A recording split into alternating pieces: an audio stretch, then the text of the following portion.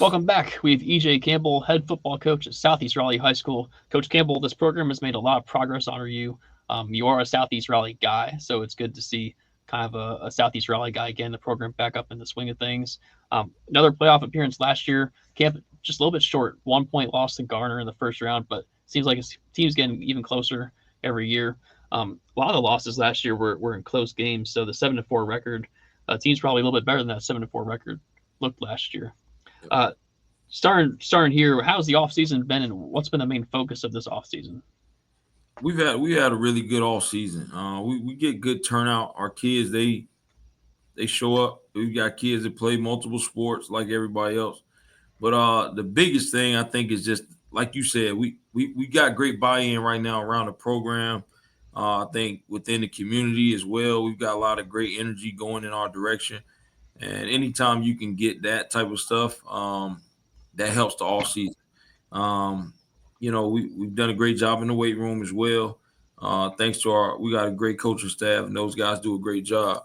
Um, but not only that, I think our summer, we wanted to kind of focus on finishing and, kind of what we need to do to take that next step. We try to pride ourselves in being a work program, because like I tell the kids, everything we get is going to come from our work ethic. So we just want to try to push the envelope a little bit on our just working and the way we work and being more intentional in that. Got you. So there's a few kids on the team that are committed to colleges already. I was just at the Keeson Leeser one. He's going to Stanford. You had a running back who's going to be a junior, just committed to NC State, Christian Freeman, and your quarterback, Tadreek Powell, I believe, is committed to Gardner Webb. Is anyone else committed Yeah, right now? well, a young man named Robert McCullough, who's an outside linebacker, he's going to commit, or he's committed to Campbell University as well. Okay. Um, so those four are the ones that are committed, and we have a few others with some opportunities to play at a Division One level as well. Yeah. Well, for these four guys that are committed, tell me a little bit about each of them. Well, I'll start off with Tadreek Powell. He's a program changer. He's a winner. He came here. A lot of times, man, when you get kids, especially at the quarterback position, you get guys and they say, "Oh, I want to come in and do this and do that." When Tadreek decided to come here, him and his family, we were running the wing T offense. Hmm. Um, so they just trusted the vision, trusted the plan, and he's going to be a 3-year starter for us. He's won a lot of games for us. Hmm. I think he can throw it with the best of them in the country. He's one of the best. Has one of the best arms in the country. Um, we love his ability to take the top off of defense. Um, he's working on his body. He's got bigger and stronger and faster. So I think Gardner Webb is very excited to have a quarterback of Tadreek's level coming to Gardner Webb. So I'm excited for him this season. I think he's going to have a huge year. Moving on to Robert McCullough. Robert McCullough is another 3-year starter for us, who once again was in this 26 class, and those guys they came to Southeast, and this whole group has kind of been just a group of culture changers. The way they go about things in the classroom, weight room, they're multiple sport guys as well. Robert's a 3-sport guy. Tadreek is a baseball and a football guy as well. But what Robert brings to the table is length, athleticism. He's very smart. He's played multiple positions on defense. I think he's played everything other than defensive tackle the last 3 years. He can blitz. He can cover. He can play inside linebacker, outside linebacker, safety. He's a Swiss Army knife. So I think his better days of football are ahead of him whenever he gets to the next level. Um, I'll start, and then I'll go with Keesani Laser. I think Keesani Laser is one of the best pass rushers in the country. Obviously, with the ability to go play at the University of Stanford. That talks a little bit about his academic prowess as well, with his just the attention to detail that he plays in the classroom as well as on the field. Another 2-sport athlete, all 3-sport. I'm sorry, football, basketball, and track, Hmm. and another 4-year guy. So those three I'm very proud of. They've started in our program. They came all the way through, and they were able to reap the benefits of opportunity to play at the Division One level, and just trusted the process. So I'm very excited and happy for them. and their families. And then Christian Freeman is very electric. I think when he has the ball in his hands, we feel like we can score a touchdown at any moment. And if he's in the game on defense, we feel like there's opportunity he can get us the ball back at any moment. He intercepted multiple balls last year on defense. He scored on special teams by taking kickoffs back. He's a big play threat at any opportunity. Like I said, whenever he touches the ball, he can score. His first touch as a ninth grader here in a scrimmage was a touchdown. So he's a very explosive young man. He's worked on his speed, his long speed in the all season, and he's been a huge NC State fan his whole life. So when he got the opportunity to go to NC State and start off that 2027 recruiting class, that was huge for him and his family. And he's a Raleigh kid, born and raised in the area, and just man, NC. And like I told him, when you get the opportunity to go to your dream school, why not? Why not? And him and the family were just so excited for him to get this opportunity to go to NC State. Yeah, now he's in a position to help build that class. Help the guys around him in that 2027 Absolutely. class. And he's played with a lot of great players around the area. So yeah, I think he's a definite fire starter to any program. Yeah. So I think he's gonna bring some more guys with him to NC State as well. Christian averaged over 11 yards a carry last year. And speaking of great players he plays with, there's another running back on your team in his class, James Adams, the fourth, I believe. Tell me about him, and he's probably gonna be a college player as well, right? Absolutely, he's already got a Division I offer as well. I think we had the best running backs, the two best running backs in the state. When you talk about just them guys being in the same backfield, but not only that, they're both very unselfish kids. They want to see each other win. They played together for a while growing up, youth league. So they block well for each other. They communicate with each other. So I think that's a dynamic in our backfield and on our team that's very special. They lift really hard together. So having those two on our team, we're just blessed to have those two guys. But James Adams he's explosive as well. But when it comes to between the tackles running, we don't feel like many people can or want to tackle James one-on-one. James is probably one of the stronger kids in our area, pound for pound. He's a very, very strong young man in the weight room. And both of them are great students. They both got 4.2 and 4.1 GPA. So, awesome. So those are guys that we can build around. We've got great guys to build around in our program, and they're great football players, but they're great people and great students. That's awesome. Well, let's go through the rest of the offense. So who are some of the receivers and then some of the linemen as well? There's a really big prospect on the line, but I'll let you take it for the rest of the offense. So offensively, obviously, everything's going to start with Tadriq Powell, the quarterback, and we've got great depth at the quarterback position. Two guys that behind him that have won a ton of games on the JV side, and then a young man who's with us, Mr. Artis and McCullers. Those guys are going to be behind Tadriq, and we think they can do some great things too. The running back room is you've got James Adams and Christian Freeman at the receiver position. We got a young man who I think is going to have a huge year, Tyrus White. I expect big things out of him. We've got Adam Saunders, who's another guy who he's got a couple of Division I opportunities as a 2027 wide receiver. He's got great speed. We've got some young guys who I'm really excited about who've had great off seasons. We've got DJ. We've got Cam Bullock, who's had a great off season. Kendrick Wright is another one who I think can step into a role. I don't want to forget anybody. I think that's and we've got a couple other guys who I think I'm excited about. We got a young man who came in from Apex High School who I think is going to make some huge noise at the receiver position for us as well. And then on the offensive line, obviously everything starts with Grayson Williams, who's our left tackle. But to me, I think actually the guy who probably graded out very high last year as a sophomore is our center, Roshan Brake. He's going to end up being a 3-year starter. He'll be a junior this year, but Roshan is very, very accurate with his snaps. He's strong. He's got a low center of gravity. He does a great job for us. We've also got Trevor Howard, who's a big time guy as well. Trevor and Grayson are both rising sophomores, and we expect big things out of them. And then I think, Joe, the interesting part about the rest of our offensive line is we've got a young man who's coming back who started last year. Brielle started for us at the guard position some games.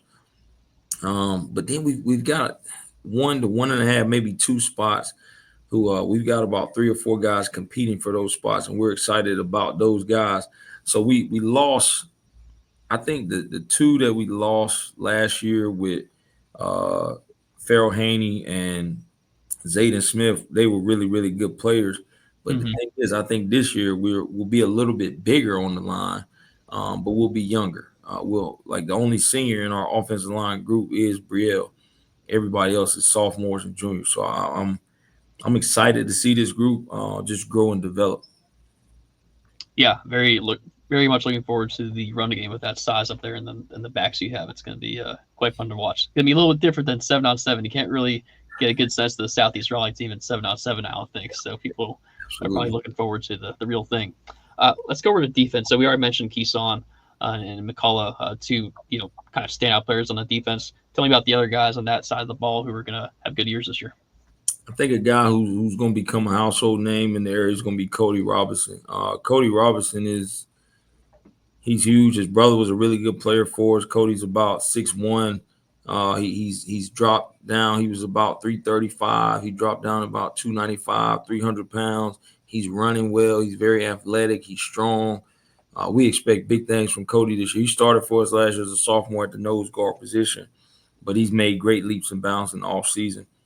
Our linebacker room has some very, very interesting prospects as well. We've got Saya Harden, who's another 3-year starter, who's in that 26 class, another guy who we expect to play at an all-conference level for us this year. And then we've got 2 young guys beside him who I expect really big things from, in Josiah Heath and Cyrus Gunter. They've had great all seasons. And they played really good football the last 2 years for us on JV and helped us win a lot of games. Then we got a young man who we kind of use in another Swiss Army knife role in Jaquan Higgins, who's another senior. He'll be a senior for us this year, and we expect he can rush the passer. He can play defensive line. He can play linebacker. He's strong. He's athletic. So we expect some big things out of him. And then in the secondary, we've got 2 guys who I'm really interested to see how they kind of continue to step up and grow. That's going to be Moses Miller and Corian Bullock. I'm excited about those 2 guys, see how they can grow and develop. At the safety positions, we've got Calvin. Calvin's coming back. This will be a 2nd-year starting for us, Calvin Danley. And then we've got some other guys, a mix of guys like Ja. And we've got a young guy coming up from JV, Zeke. We call him Zeke Stanley.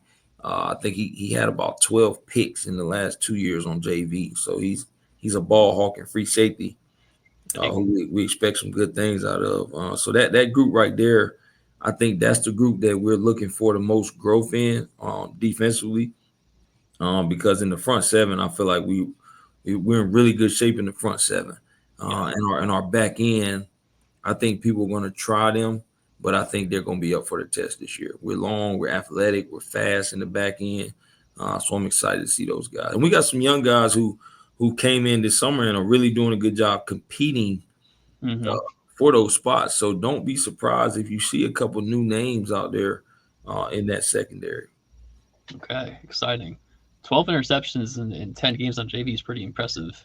That's a ball kind of magnet kind of deal. He's got a nose for the ball. You can't really teach that. It's something that kids are born with.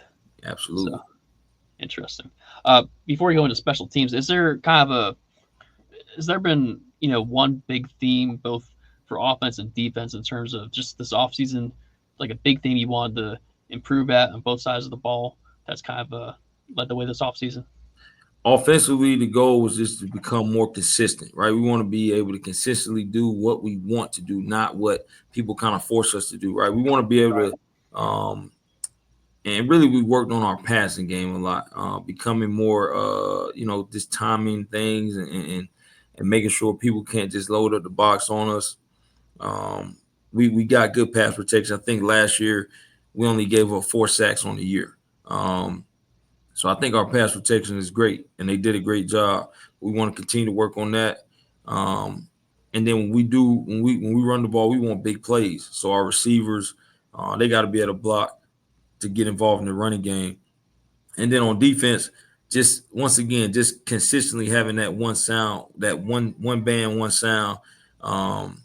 We didn't give up a lot of big plays last year, but one thing we want to do is this year make sure we continue that, but also be a little more aggressive. Um, Last year, Keeson had a number of sacks, but outside of him, we didn't get a lot of sacks from many places. So we want to be a little bit more aggressive on the defensive side, trying to get after the quarterback a little more because we play really good quarterbacks in our league. Yeah. And even with our non-conference schedule. So we're going to face some really good quarterbacks, and we got to be able to get after them. Yeah, for sure. Tell me about what do you have going on special teams wise, kicker, punter, long snapper, holder. What are we looking at here? Heath is returning. This will be his 3rd year snapping for us. Punter, we've got Jaden Rivera. He's our kicker. I'm sorry. Kicker is Jaden Rivera. Punter is we lost Ian Lee. He's been our punter the last couple of years. So we've got a couple guys who've been having some good things going in the offseason, but we still got to shore up our punter spot and see who kind of wins that job. Our holder is going to be Craston. Craston held for us last year some. Him and a young man named Grayson. And then, like I said, punter, kicker. I think did I get everything? I think so. About returners. So special teams, our returners, we got a number of returners who we feel really good about. And like I told, we were actually talking about the other day, like we feel good about 4 or 5 guys back there. So if teams have to kick it, we want to use that to our advantage if they kick it deep to us. Last year, we didn't really get many deep kickoffs because we had Marlon Allen back there. It was Marlon and Christian Freeman. So, we don't get many deep kickoffs. But if we get some this year, we got some guys. We're going to put 4 to 5 guys back there that all can make plays with the ball. So we're excited about that. Good. Tell me about your staff. Tell me about the guys who are there on your staff helping you out. Man, we got a great staff. I'll start off with offensively. We got Coach Dre. He coaches our quarterbacks. Our running backs are led by Coach James. James does a great job in season and off season. He also helps with strength and conditioning and other things. Wide receivers, we brought in a guy who we call him Coach D-Lo. He does a great job. But we've got Coach McDuffie, who I coach, who's a Southeast alum. Not only him, then we've got Coach Stevens, who's one of my assistant head coaches, and he coaches our tight ends. At the O-line position, we've got Coach Green, who's a really, really good, energetic, young offensive-minded coach. We've got Coach Rodney Ray, who's our strength and conditioning coach, who does a great job in the weight room, as well as with the offensive line. And then we've got Coach Mike Judd.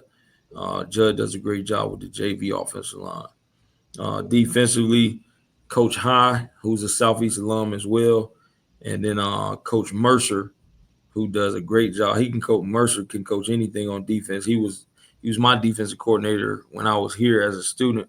And Coach Mercer's a veteran. He coached here in Broughton, and he's a great guy. He's a great mentor and a great role model for our coaches and our kids. Coach Sledge does a great job with our guys in the off season, working with them, taking them to camps. He's our number one film junkie. And we've got Coach Cooper, who's also a Southeast alum, who does a great job in the off season. Him and Coach James and Coach Ray do a great job in the off season. And then our defensive coordinator is Coach Bullock, who does a great job, obviously, with the secondary. And not only the secondary, he does a great job motivating the entire defense. And then we have 2 guys, our JV head coach, Coach Carlos McCain, and then we've got our director of football operations, Coach Smith. So we've got a great staff, man. And I hope I didn't leave anybody out. But man, I'm excited about the staff that we have. Not only the staff, like the kids that we have as well. Awesome. Before we go here, one last thing. Tell me about your non-conference schedule. Who'd you schedule in those games?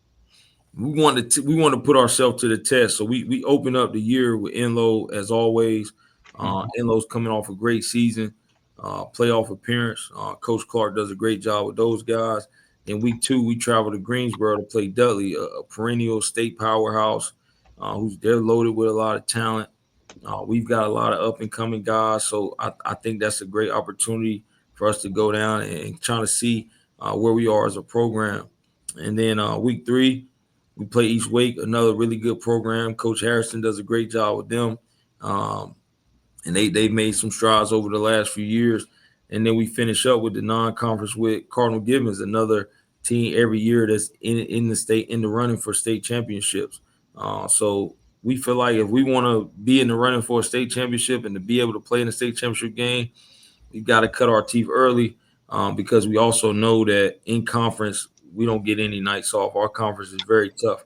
So I think those 4 games will get us prepared and ready for the conference slate. Yeah, you're one of the few schools that's kind of staying in basically the same conference they were in last year. The Greater News 4A became the Greater News 7A. There's only a couple of changes to that last year, so it's basically the same teams. So those are going to be some good games for sure. Well, Coach, I appreciate you coming on today. Thanks for taking the time, and we'll be seeing you in August at the Southeast Raleigh Bulldog Bash powered by HighSchoolOT. That'll be a very fun night on August 15th. There will be more information about that on HighSchoolOT.com. And again, Coach, just thank you for the time, and I appreciate it, and best luck this season. Thank you, Joel.